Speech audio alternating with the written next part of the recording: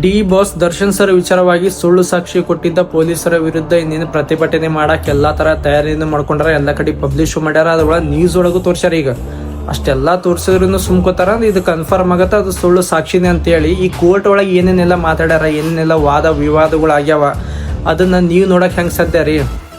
Darshan sir ಮೂವಿದೇ ಒಂದು scene ಐತಿ, ಅದು ಯಾವ ಮೂವಿ ಅಂತ ಹೇಳಿ ನೀವೇ ಹೇಳ್ರಿ. ಮತ್ತ ಆ ಸೀನ್ ನೋಡಿದ್ಮೇಲೆ ನಿಮ್ಗೆ ಏನ್ ಅನ್ಸುತ್ತ ಅದನ್ನು ಹೇಳ್ರಿ. ಶಂಕರ್, ನಿಮ್ ಮೇಲೆ ಇಷ್ಟೊಂದು ಕೇಸ್ ರಿಜಿಸ್ಟರ್ ಆಗಿದೆಯಲ್ಲ, ಒಂದು ಹಿಯರಿಂಗು ನೀವು ಅಪೇರ್ ಆಗಿಲ್ವಲ್ಲ, ಯಾಕೆ? ಬಾಯ್, ಇದು ಯಾವುದು ನಾನ್ ಮಾಡಿರೋದಲ್ಲ, ಎಲ್ಲ ಪೊಲೀಸರು ಸೇರಿಸಿದ್ರು. ಸರಿ, ವಿಚಾರಣೆ ಶುರು ಮಾಡಿ. ಈ ವ್ಯಕ್ತಿ ಯಾರು ಅಂತ ಏನಕ್ಕೆ ತೆರೆಯದು ಸ್ವಾಮಿ?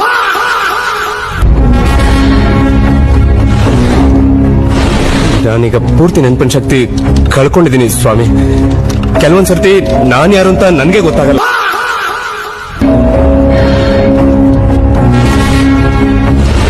ಇವನ್ ಮರ್ಡರ್ ಮಾಡಿದಾನೆ ಅಂದ್ರೆ ಮರ್ಡರ್ ಆದವನೇ ನಂಬಲ್ಲ ಸ್ವಾಮಿ.